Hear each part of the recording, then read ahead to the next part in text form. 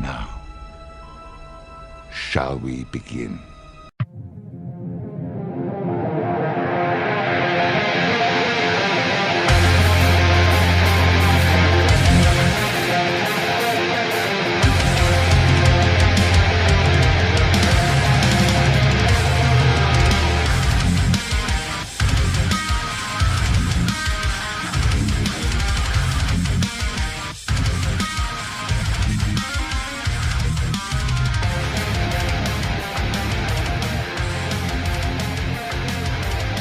The one thing they love more than a hero is to see a hero fail, fall, die trying.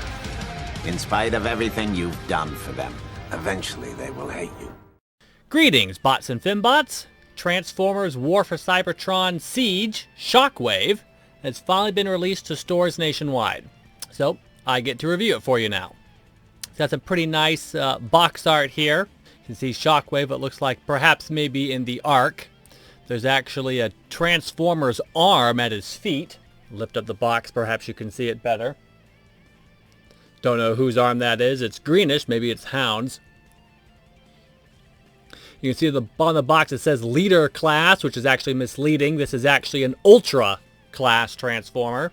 If you are a collector of Transformers, you know that the sizes, the smallest being Basic, Deluxe, Mega, Ultra, Super, Supreme, and of course the new Titan class. For some reason, Generations currently refers to the Ultra as the Leader class, which is a bit confusing because they don't necessarily contain a leader. As you can see, it has the new Siege style box. I don't know if this will be for the entire War for Cybertron trilogy or just the Siege line. Probably will end up just being the Siege line. They do love to change their boxes up quite a bit. Interestingly here, in the name, Decepticon Shockwave seems to include what, to be honest, looks like right here, almost what looks like a cyber key from Transformers Cybertron or Galaxy Force. You mentioned the circle and then the key tab. No idea what this symbol actually means, if anything. It could be Shockwave's personal symbol. Could have something to do with the black light effects that a lot of these boxes come with that allow you to unlock a secret on the website. Maybe it has something to do with the comic books. I don't know. If anyone does know what it means, feel free to comment below and share it with the rest of us. The back displays Shockwave and basically his two robot modes, if you will, and his vehicle mode, such as it is, and it even includes a Ultra Magnus here on the side. Unfortunately, they don't produce any sort of bio whatsoever now, which is disappointing. If you came up from the original Transformers or Machine Wars, Beast Machines, and the like, they used to include a little tech spec card that would not only give them some made-up ratings, but would also let you know the character's motto and something about his personality or skill set. After Robots in Disguise, this kind of faded away. Occasionally, Generations has included a card of some type. But even like Titan's Return and Powers of the Prime still included something on the back of the box to tell you something about the character. It's just totally gone now. They've got his name, along with his faction and personal insignia, whatever it is, mentions that he's the combat ready, which is the weapon system, and selected opponent, Ultra Magnus. So, I mean, not really much going on with the box here. Regardless, let's get to Shockwave. You are to stay behind. I entrust Cybertron to you, Shockwave. Alright, there's some good, there's some bad, and there's some subjective here. Shockwave, if you're familiar with the original character back from the 80s, transformed into a giant phaser gun. Not unlike a Star Trek phaser or Star Wars blaster in a lot of ways. Nowadays, in America, the toy gun laws are very strict. Ironically, it's the opposite in Japan. In fact, Japan is quite the opposite. If you are an upstanding citizen with no criminal record of legal age, it's very difficult to get a real firearm, but very easy to get a toy gun. Where in America, again, provided you don't have a criminal record, sound of mind, legal age, it is easy to buy a firearm, relatively, but very difficult to get a toy gun. So to make up for this, a lot of times what Hasbro and Takara have done is take Transformers who traditionally have transformed into firearms and make them transform into something else. If you are familiar at all with the Titans Return version of Six-Shot, you'll notice that his phaser gun mode was simply flipped upside down and referred to as a submarine mode. And Shockwave seems to take inspiration from this. If you look closely, you'll notice that he is technically an upside-down firearm. The handle here is now the submarine bridge area, complete with fins. The barrel is actually down here now, and the rear of the gun is where these engines are. So, this is subjective, whether you like or dislike this. Basically, he is a futuristic Cybertronian spaceship, airplane, submarine, futuristic thingy. If you prefer your Transformers to transform into real things, you'll be disappointed. If you don't mind a little sci-fi elements, he's actually pretty cool looking and quite heavily armed. Double barrels on either side, single cannons down at the bottom, gun turrets which are also double barreled, and this could certainly double as multiple weapons. There's even a little bit of light piping in the top of here to light up that middle eye, as you maybe notice if it's bright yellow. Now for the bad. Yes, Shockwave is by far a bit of a parts former, although it does actually depend a little bit on necessarily what you're doing. Definitely what I've noticed since the Titans Return subline of Generations is a drop in the quality control. I don't necessarily know who's in charge of this. Hasbro and Takara collaborate when making these, but regardless of who actually makes the toys, the factories are all in China, and we can perhaps see a bit of a consequence of that. Which is a shame, really. Why the original toy line is definitely based off the Japanese Diaclone, Microman, and a few other toy lines. The concept of Transformers, the name, the characters, the background, it's actually an American invention. A collaboration between Hasbro and Marvel, as I've mentioned in previous videos. One would think Transformers would be an American-made product, therefore, with, of course, Japanese collaboration, as is only right. Who has no business being in Transformers is China. Unfortunately, the knobs here are just so incredibly loose that there's really nothing that keeps them together. Now, of course, if you're a hardcore collector, you're aware of various little gimmicks like floor polish and whatnot you can coat these on to help. But to be honest, there's no reason for them to be this loose. Just the simplest motion will cause these to fall off. I mean, I didn't even have to jerk it all that hard. These things will fall off practically if you just give him a swooshing roll. I mean, it just comes right off. There's absolutely no reason for that whatsoever, under any circumstances, for a mainline Transformer product. I mean, I could accept the Transformers Prime Robots in Disguise, or even the Cyberverse, or the movie merchandise, which is all really, really cheaply made, and looks like it'll fall apart if you breathe on them wrong. But this is a Generations toy line, so I really don't know why this is happening. It could just be my model, but like I said, this is something fairly typical I've noticed since at least Titans Return. Possibly they've overreached their ability. One of the things about the more recent generations is they've been tried to incorporate some of the masterpiece-like attributes into Generations while not going to the masterpiece price level. And perhaps that particular balance hasn't been quite met yet. Regardless, it's quite annoying. Anyway, let's move on. Like I said, Shockwave is a bit of a parts former, but it kind of depends on exactly your definition, since you see this isn't actually all Shockwave. This is Shockwave plus his armor. Now his armor, the combat system mentioned on the box, is parts forming components. Which, again, it's armor, so that doesn't really bother me. I don't strictly consider a Transformer who has armor to be a parts former. Strictly speaking, a parts former is a Transformer who cannot transform without coming apart as if he was made of Legos. Particularly noted for this, for example, is Robots in Disguise's Optimus Prime, or Fire Convoy, and Ultra Magnus, or God Magnus, depending if you're using the English or Japanese names for the characters. However, Shockwave is 99.9% a transformer with only the barest smidgen of actual parts forming. Alright, so here is Shockwave in his alt mode without the armor.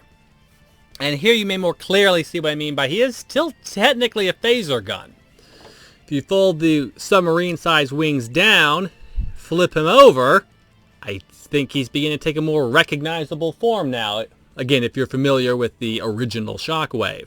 You can technically even use it as a gun. The handle's extremely small. There's not much clearance for your finger and nothing really of a trigger.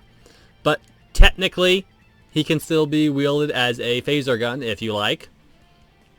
Just as he was originally. So now to get into the transformation. Shockwave! What is your command, Megatron? And here he is in his robot mode. And you'll notice he looks quite a bit like the original Shockwave. From the classic chest to an arm cannon, not unlike a Beast Wars figure actually, with a beast head. He's got, of course, his one good hand. And, I mean, he's a fairly well done figure, even down to his backpack. You'll notice that none of the Transformer parts, for the armor parts, were used to make the robot mode. He did, in fact, completely transform without coming apart. But like I said, he's 99.9% a regular Transformer. There is a one parts formy bit to him, and that is the hose here in the back actually unplugs from the hand. And that's because it actually plugs into, you see the hole on his foot. This is what made part of his submarine mast. And that's where the hose plugs into in the alt mode. So there's nowhere for it actually to slide or transform. You have to pop it out and then pop it in under the arm. And there's a special peg for it, or special hole underneath for this to go into that the other hand, if you can make it the other arm here, actually lacks. So that's, again, mildly parts for me, but it's the only actual thing. Again, you can see a little bit of light piping coming through, actually lighting up his eye. Now, if you talk to any Transformer fan, you'll find certainly that the vast majority of them hate light piping, and with a passion. Although there are their exceptions, of course.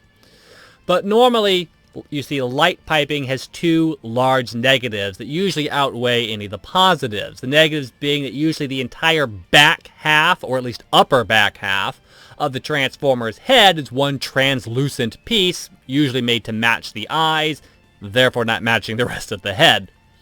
The other negative is if you do not have a light source behind the Transformer at all times, it makes their optics, their eyes, appear to be off the entire time, as if the unit is asleep or dead. It's very, very annoying.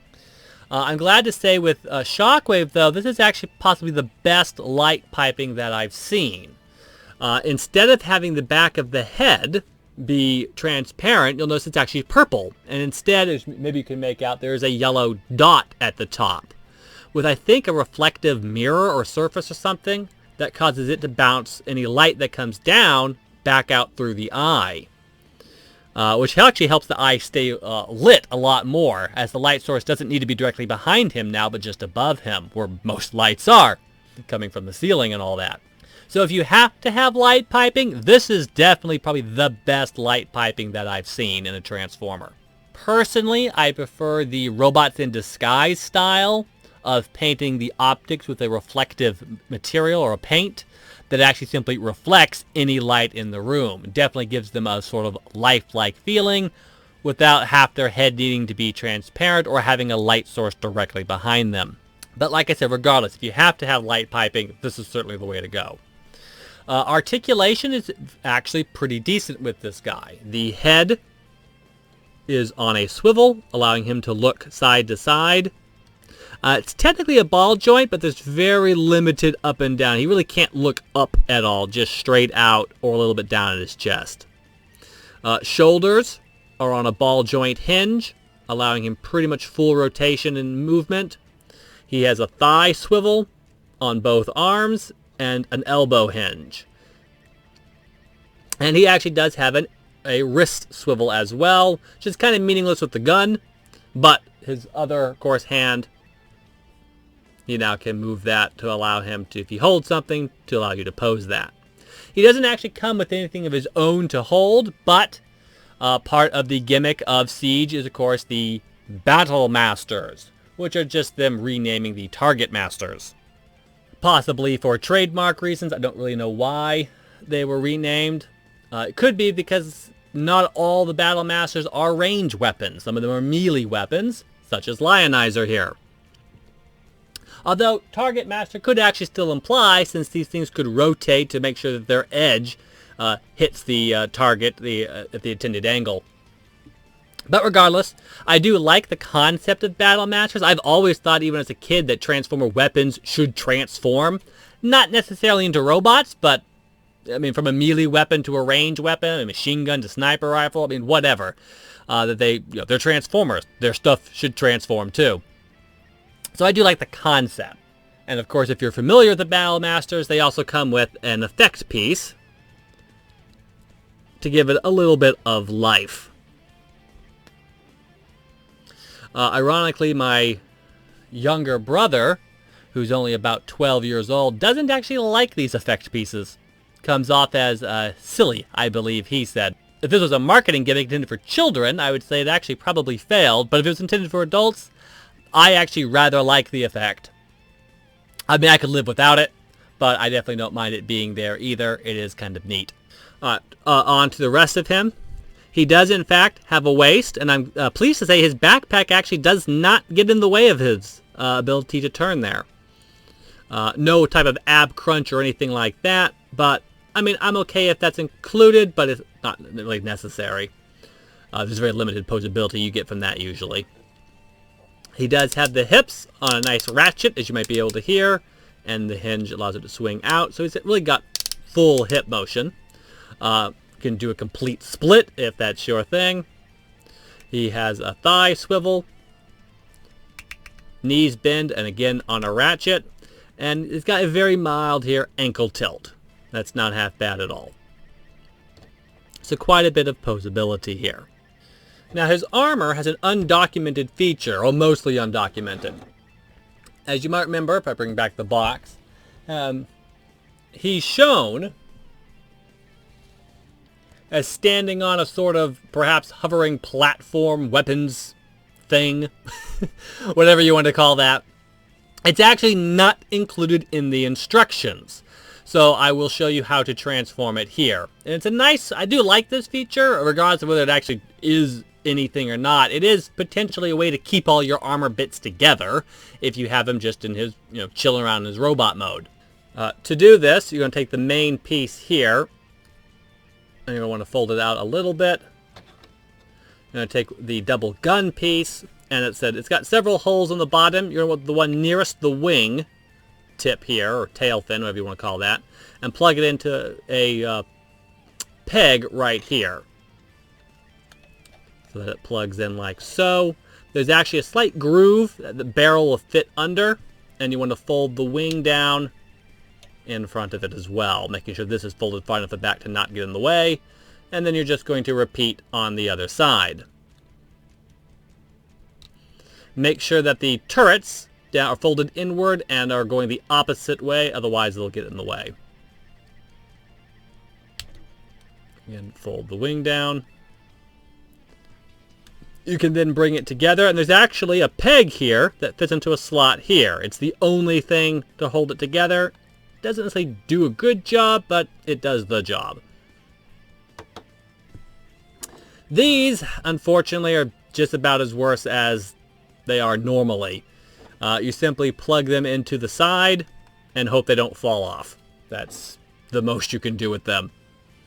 They hold in mildly better than the vehicle mode, at least enough they won't just drop out, but it takes very little effort to, even me putting it down, they came loose. And there you go. You have a little sort of, I don't know, vehicle, mechanical, Cybertronian, almost Viacon looking actually, if you're familiar with Beast Machines at all. This could be a little Cyberdrone assistant for him.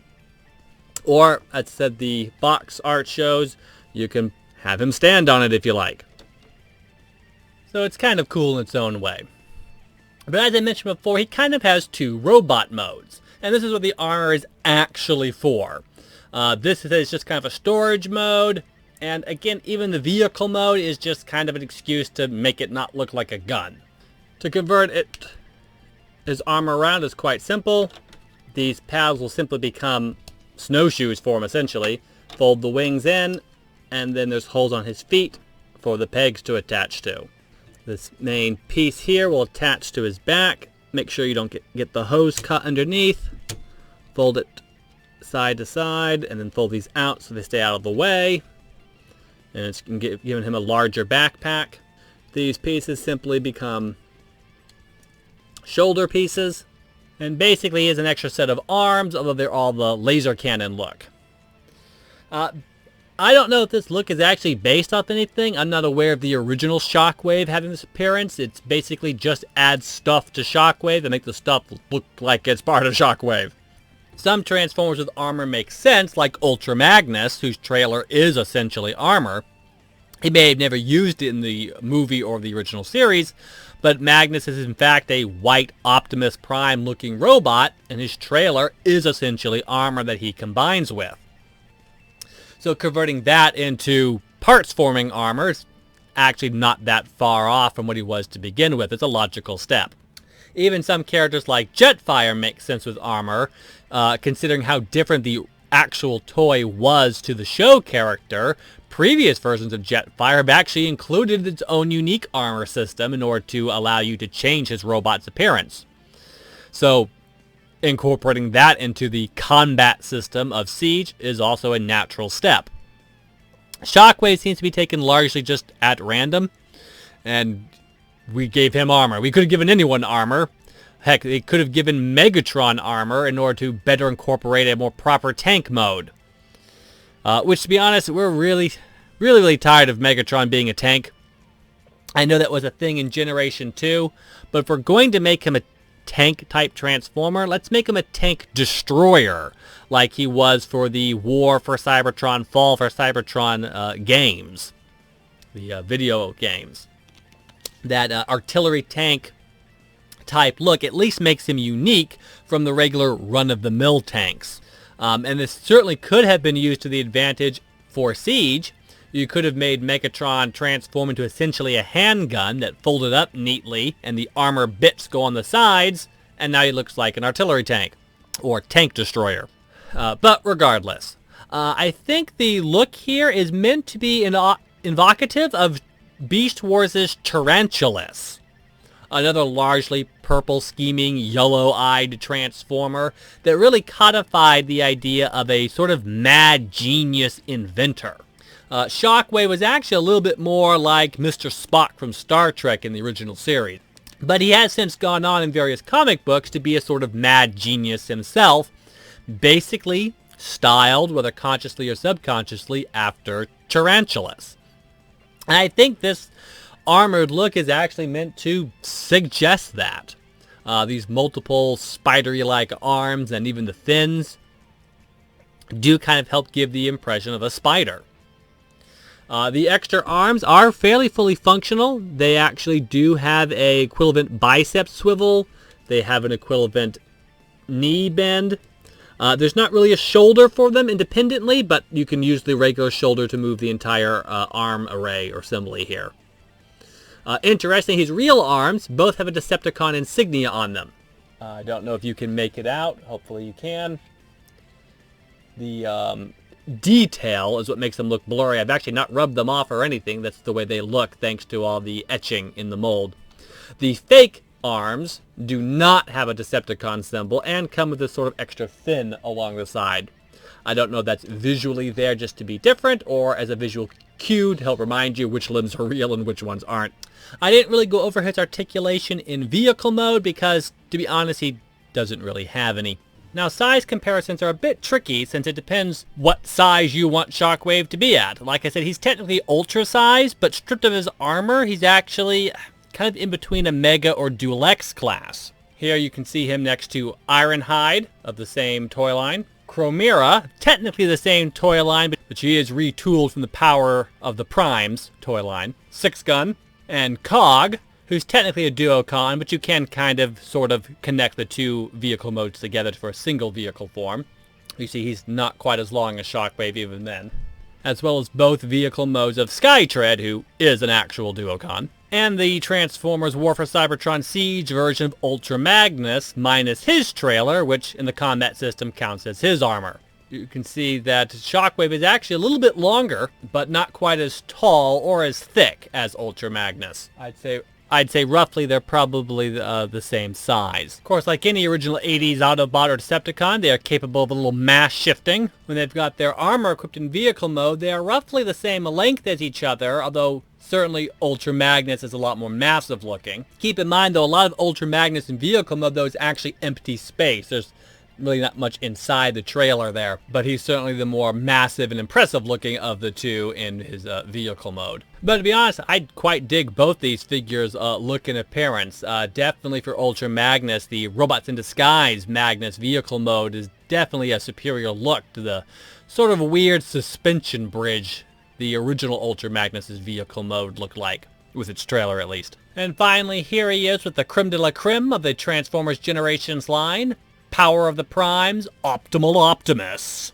Ah, I see we have a new Optimal Optimus to deal with, and carrying Prime Spark as well.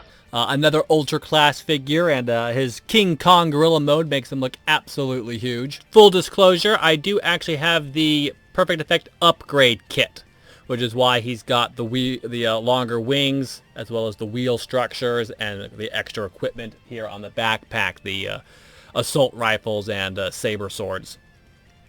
Not to mention, of course, the wheels here as well. But they don't really do anything for his height, of course. Not here!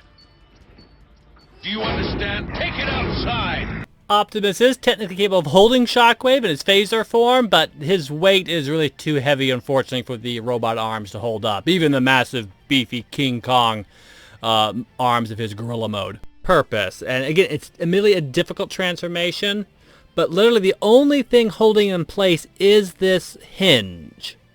Right here. Which is quite fragile feeling. And these things have to stick together with various pegs and holes and tab in, and it feels like something that could easily snap. I definitely do not recommend Shockwave as a child's toy. I would definitely consider this to be a collector's item category. At the very least, an older child, like a teenager, which, yes, Transformers was intended for teenagers. Just watch Beast Wars sometime. But definitely a smaller children will simply end up snapping this right off if they're able to do anything with it at all. Again, size comparisons are a bit tricky because you have to decide what version of his robot mode you want to go with. The regular default, true to the 80s cartoon version, or his armored form. Here he is compared to Ironhide of the same toy line, and since I haven't reviewed him yet, here's a quick aside on his own weapon. As I mentioned earlier, I like the idea of Transformers with transformable weapons. Ironhide has essentially the classic example of this. He has what essentially amounts to a missile launcher here, but with a quick tweak, you can now actually make it look more like a warhammer of some type. And just like that, he's armed with a melee weapon. Really should come standard with all Transformers, in my opinion. Here he is next to the C.O.M.B.A.T Chimera. Technically of the same line, but again, another quick aside. She's actually retooled from previous C.O.M.B.A.Ts of the Power of the Primes line, just essentially with the combiner gimmick removed from her. Which, to be honest, is a bit my preference. The original C.O.M.B.A.Ts weren't combiners, and I don't have a problem with there being female combiners, but I'd rather them be a new team, such as Victorion was, rather than taking the original C.O.M.B.A.Ts and making them combiners, but that's just my personal preference. Here is Metroplex's personal Viacon drone, 6-gun, not to be confused with 6-Shot or 6-Train, or various other Transformers whose names begin with 6. 6-Gun is, of course, in case you don't know, one of the weaponizers of the Transformers Siege line, which means that he can basically serve as armor for other characters, either replacement armor for Shockwave instead of using his personalized armor, or he can be added to other Transformers who don't come with their own armor. And here is the original weaponizer himself, Cog, who is Fortress Maximus's personal drone. A quick side note for both these weaponizers. They are strictly parts formers. They do not properly transform but come apart, but that is by design. As I said, they can become additional armor and weapons for your transformers. But if you don't like parts formers, Siege may definitely be something to give a miss, or at least this is something you're going to have to make an exception for. All the whole combat system, the whole armor, it's all operated strictly through parts forming. Maybe one day we'll get something a bit more properly transforming when the technology is finally there. But to be honest, as parts formers go, these really aren't half bad. And why personally I have a strong dislike for parts formers, I am willing to make an exception for Siege. And so just to give a demonstration, this would be Shockwave using Cog as armor. Strictly speaking, of course, an Autobot like Cog would never become weapons and equipment for Shockwave without the extremest of circumstances. But since, unfortunately, Brunt hasn't been released yet, the Decepticon weaponizer, we'll make do with Cog for now. I've convinced Fortress Maximus to make an exception. Cog has simply come apart into 6 actually component pieces, which can then be simply plugged into various holes really anywhere alongside Shockwave. There's holes at the bottom of his feet. He's got holes on either side of his legs, the lower legs that is. He's got them on the sides of his arm and shoulder. His backpack has them on each side, as well as one spot on the rear. And technically, probably the hose plugs in is probably the right size as well. I've not tested it, but I wouldn't see why not. Again, given the intermodule nature of the combat system, as they are so proud of showcasing it. A quick word of warning, as with all parts formers, the more you take them apart, the sooner and quicker their pegs and holes will become loose. And unfortunately, that means that holding a robot mode may eventually become impossible for these guys. So just something to be mindful. It's just the eventual fate of any parts former. And here he is next to the only other Decepticon from Siege I currently own, Skytread. Here he is next to Ultra Magnus's actual robot mode. I must say, there is something about a nice clean white Optimus Prime look that I quite adore. Here he is, the Pierce Lawrence of the Transformers Generations line, Optimus Primal, included with the Optimal Optimus set, of course. And these, again, are the Perfect Effect swords, because if you're going to spend $50, you might as well show it off, right? His armor, of course, makes old One Eye a little bit larger, proper ultra size. Here he is again with the Dulex-sized Ironhide of the same line.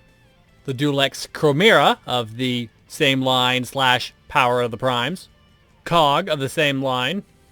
Again, a Dulex class. Six Gun of the same line, another Dulex. His fellow Decepticon Skytread, again when combined together, a Dulex. Individually, being a Duocon, he's actually more basics class for his vehicle modes, but his robot mode is the equivalent of a Dulex, and that is what he is sold as. And here he is next to his fellow Ultra class Transformers War for Cybertron Siege figure, Ultra Magnus. As you see, Magnus actually has a more traditional sense of armor on, making him actually quite a lot bigger looking than Shockwave, who mostly just has like bits and stuff added to him, kind of giving the false sense of being bigger. Of the two, I do say that Ultra Magnus has a little bit more mass on him, but you know, plenty of Ultra Magnus is actually kind of hollow as well. But definitely he gives the superior impression of size and mass to Shockwave. Overall, though, these two guys are actually quite nice. And here he is side by side with Generation's own masterpiece, Optimal Optimus. Again, from the Power of the Primes line. Despite the fact that they are both Ultras, you can see Optimal Optimus, perhaps thanks to his evolution gimmick, is definitely far massive looking. Possibly also because Optimal Optimus for the Beast Wars was originally a super class transformer, which is a size above the Ultra class. I think Siege refers to that as the Commander class for some reason. In any case, both of these are Ultra class despite their appearances. Fortunately, unlike his alt mode, Shockwave is actually pretty secure in his armor pieces in robot mode. Now, they're not just going to fall off or anything. I mean, I'm sure if you yank hard enough, they will, but just for regular pose or even play, he's actually will stay intact for the most part. Overall, I do recommend the figure. Some minor reservations, like I said. Definitely not something for a younger child, but if you are an older collector or have a teenager who appreciates the original aesthetic of the Transformers, I mean, frankly, these guys are what the Michael Bay Transformers should have looked like. And the Bumblebee movie was definitely a step in the right direction. If you enjoyed this and would like to see other Transformer reviews, feel free to subscribe, like, and check out my channel. Leave a comment below if there's anything you think I left out, and thanks for listening. I've seen things you people wouldn't believe. Attack ships on fire off the shore of Orion. I watched sea beams glitter in the darkness.